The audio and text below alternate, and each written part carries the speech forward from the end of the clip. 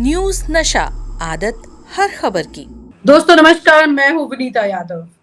जिस तरह से राहुल गांधी ने एक ट्वीट किया और ट्वीट में ये कह दिया कि भाई श्रीमती स्मृति ईरानी के साथ कोई भी अभद्र व्यवहार ना करे। खासतौर से जब से स्मृति ईरानी हारी हैं और उनसे उनका बंगला खाली कराया गया है, तब से लगातार सोशल मीडिया पर कुछ ज्यादा ही ट्रोल हो रही हैं। अलग अलग तरह के कमेंट्स आ रहे हैं। हालांकि ये बात पहले से भी होती थी, इस तरह की तस्वीरें, लेकिन जब से वो चुनाव हारी है तब से स्थितियां सामने हैं। वाकई में इस तरह की ट्रोलिंग का कोई मतलब नहीं बनता है, क्योंकि अगर चुनाव कोई लड़ेगा तो दो ही परिणाम होंगे, या तो जीत या तो हार। लेकिन स्मृति ईरानी ट्रोल क्यों हो रही हैं? उनको सोशल मीडिया पर लोग निशाने पर क्यों ले रहे हैं? ऐसी क्या बात है? ये किस मानसिकता की वजह से हो रहा है? कहीं पर कुछ शुरुआत क्या उन्होंने भी की थी? क्योंकि राजनीति में अक्सर एक दूसरे पर छीटाकशी तब शुरू होती है जब एक तरफ से शुरुआत की जाती है। बड़ी परेशानी की बात मैं इसलिए कह रही हूँ यहाँ पर, क्योंकि जब आप राजनीति में वाकई में एक मजबूत राजनीति की तस्वीर सामने पेश करते हैं, तो उस वक्त उसी तरह की रिवायत आगे चलती है। तो स्मृति ईरानी को इस तरह से ट्रोलिंग करने का क्या मतलब है, अगर उन्होंने वाकई में किसी मजबूत राजनीति की नींव रखी है क्या? हमारे साथ डॉक्टर सीपी राय जी जुड़ रहे हैं और उन्हीं से बात करेंगे। सर, बहुत बहुत शुक्रिया आपका जुड़ने का। सर, बड़ा सवाल यहाँ पर यह है कि स्मृति ईरानी को इस तरह से ट्रोल करने पर राहुल गांधी ने तो अपनी बात कह दी। उन्होंने कहा अपने ट्वीट में कि आप स्मृति ईरानी को इस तरह से अभद्र टिप्पणियां ना करें, जीत हार चलती रहती है। तो ये तो उन्होंने अपना एक परिचय दे दिया, लेकिन लोगों के जहन में स्मृति ईरानी को लेकर के इतना क्या जहर है कि वो इतनी ट्रोलिंग पर उतर आए हैं? विनीता, फर्क है अपने बैकग्राउंड का, पालन पोषण का, अपने हालात का। राहुल गांधी जिस परिवार से आए हैं उस परिवार की परंपरा है। नेहरू जी थे तो नेहरू जी ने भी कभी किसी को नाम लेके या कोई किसी के खिलाफ कुछ नहीं बोला। इंदिरा जी थी, इंदिरा जी भी कभी किसी का नाम लेके कुछ नहीं बोलती थी। वो एक वैचारिक और सैद्धांतिक हमला करती थी और जवाब देती थी। कुछ लोग ऐसा कर रहे हैं, ऐसा करती थी वो। राजीव गांधी ने वही किया, वही सोनिया गांधी ने किया, राहुल गांधी वही कर रहे हैं। आप ये देखिए ना, अभी सदन में उस दिन राहुल गांधी ने करीब 100 मिनट लंबा भाषण दिया और 100 मिनट में उन्होंने मुद्दे उठाए, बहुत ही सरल सहज भाषा में, सम्मान देते हुए, अध्यक्ष को सम्मान देते हुए, सबको सम्मान देते हुए। उनको बार बार टोका गया, प्रधानमंत्री द्वारा, गृह मंत्री द्वारा, रक्षा मंत्री द्वारा, अन्य मंत्रियों द्वारा बार बार टोका गया। उन्होंने हंस के सबका जवाब दिया और बार बार वो कहते रहे, डरो मत, डराओ मत, अभय मुद्रा की बात करते रहे। वो शिव भगवान से शुरू होकर के तमाम जितने धर्म है सबकी मीमांसा करते रहे और सबके बारे में बताते रहे कि सारे धर्म कहते हैं कि न डरो न डराओ।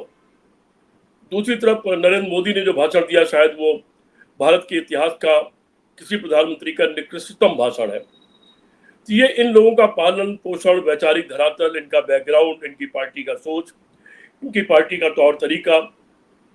आरएसएस ने जिस तरह से आज़ादी के बाद से ही महात्मा गांधी की तमाम फोटोएं जारी की, उनको चरित्रहीन बताने की कोशिश की। जवाहरलाल नेहरू की बहन, उनकी भतीजी को उनके साथ जोड़कर फोटो दिखा के चरित्रहीन बताने की कोशिश की। ये इन लोगों का चरित्र है, दूसरों का चरित्रहीन करना, हल्की बातें करना, कभी पप्पू कह देना, कभी मंद बुद्धि या बालक बुद्धि कह देना, वो उनका चरित्र है। लेकिन नेहरू खानदान का चरित्र यह है कि राहुल गांधी ने आज अपना वो चरित्र दिखा दिया कि वो महिला है और किसी भी महिला के खिलाफ कोई भी अगर ऐसा करेगा तो हमारी पार्टी उसके खिलाफ सख्त कार्रवाई करेगी, कोई पार्टी कार्यकर्ता ऐसा न करे।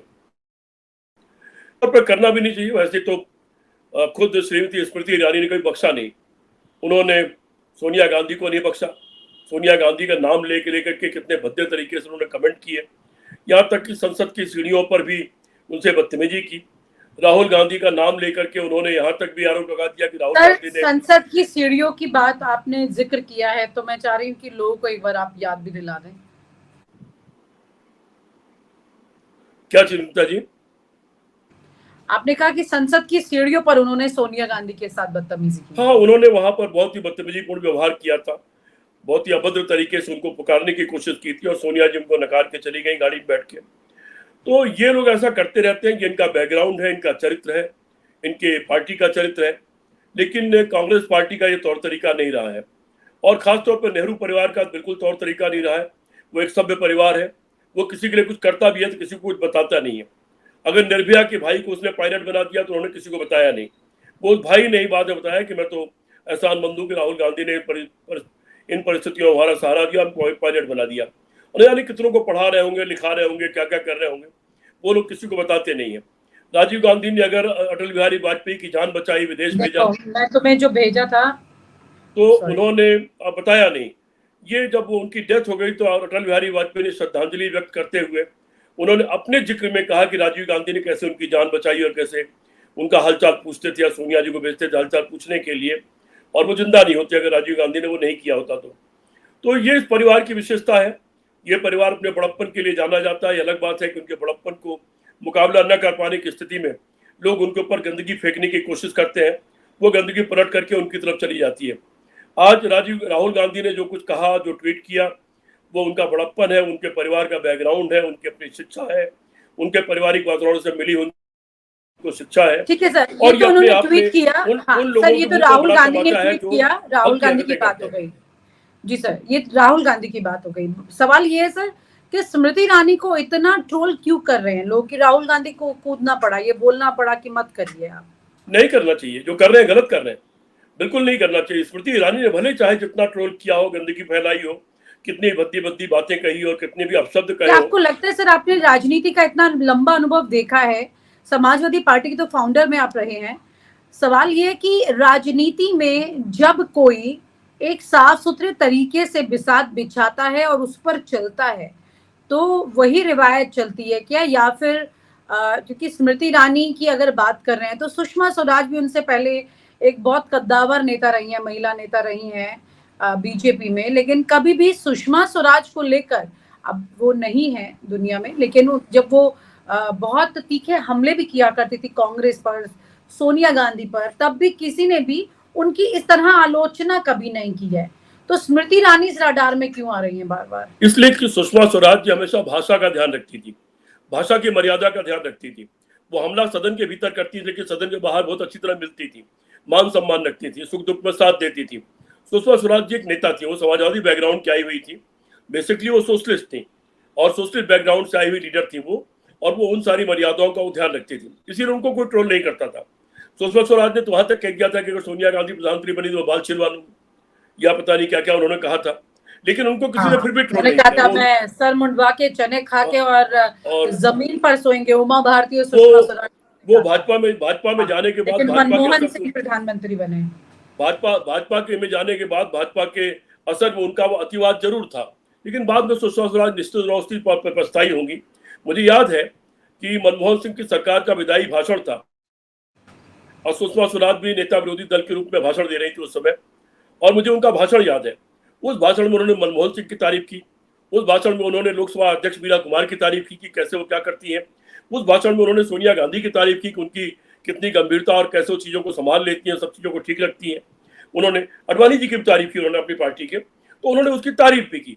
ठीक है, पार्टी के लाइन पर अतिवाद में कई बार आदमी चला जाता है, लेकिन सुषमा स्वराज ने कभी मर्यादा तोड़ने की आमतौर पर कभी कोशिश नहीं की और उन्होंने राजनीतिक मर्यादा का हमेशा पालन किया, इसलिए वो ट्रोल नहीं हुई।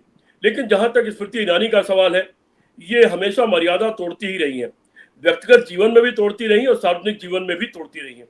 मैं व्यक्तिगत जीवन की मर्यादा पर यहाँ चर्चा करके अपनी जुबान नहीं खराब नहीं, लेकिन सर अगर कोई मर्यादा तोड़ता है और अच्छी मिसाल पेश नहीं करता है, ग्रेविटी वाले नेता के तौर पर अपनी एक छवि नहीं बना पाता है, तो क्या आपको लगता है कि इस तरह की तमाम तस्वीरें सामने आने लगेंगी कि लोग उन्हें ट्रोल करने लगेंगे? उससे बड़ा सवाल ये है सर कि स्मृति ईरानी का करियर अब बिल्कुल अस्त में है, घर खाली करा लिया गया है। विनीता, स्मृति ईरानी का कोई कैरियर नहीं था, वो कैरियर उनका बम्बई में कैसा बना वो आप जानती है। बम्बई में उन्होंने क्या किया, कैसे अपनी दोस्त के घर वो गई, वो सब आप जानती हैं। उसको हम लोग सर, ये तो हम उन लोगों के लिए छोड़ देते हैं ये बातें जो ट्रोल करते हैं। नहीं, मैं वही कह रहा था कि उन बातों को हम नहीं करेंगे, उन बातों को हम लोग नहीं करेंगे। उनकी बेटी के रेस्टोरेंट में कैसे बीफ परोसा जाता है और क्या क्या होता है, वो सब चीजें पब्लिक डोमेन में आ चुकी हैं सारी बातें। उसी मोदी के खिलाफ उन्होंने अनशन करने की घोषणा की गोधरा कांड के बाद, और क्या क्या बयान दिया, और फिर अंत में उनकी मुलाकात कराई गई और मोदी जी के बहुत ही करीबी लोगों में वो शामिल हो गई बहुत ज़्यादा, और जो भी तरह तरह के उनके बारे में बातें की जाती हैं। लेकिन अब मोदी जी की तरफ से भी कुछ ऐसा रिस्पॉन्स दिखलाई नहीं पड़ता। ये चुनाव हारने के बाद निश्चित तौर पर उनके लिए फिलहाल, लेकिन जब सर तक आपको मोदी नहीं जी लगता कि पिछले चुनाव में 5 साल पहले ही नरेंद्र मोदी ने भले ही एक बार फिर से ने मौका दे दिया था मंत्रालय में, लेकिन दूरी बना ली थी। कई मंत्रालय बदले गए इस दौरान, इनके 3 से 4 मंत्रालय इनके बहुत दूरी बना ली, इसीलिए कह रहा हूँ चुनाव भी हार गई, बम्बई लौट गई होगी शायद अब तक वो अपना घर खाली करके, क्योंकि राहुल गांधी घर खाली कराया गया तो इनका भी कराया गया होगा। और निश्चित तौर पर राहुल गांधी के घर खाली होने पर इन्होंने जो जो कमेंट किए थे वो कमेंट आम कार्यकर्ता या आम आदमी उनको लौटा रहे होंगे। अब तो हर एक के हाथ में मोबाइल है और लोगों की याददाश्त भी बहुत तेज है, लोग उनको लौटाने लगते हैं। लेकिन उसके बावजूद अगर कांग्रेस पार्टी के किसी नेता ने या किसी जिम्मेदार कार्यकर्ता ने अगर ट्रोल किया है तो मैं निश्चित तौर पे कहूंगा कि वो बात गलत है।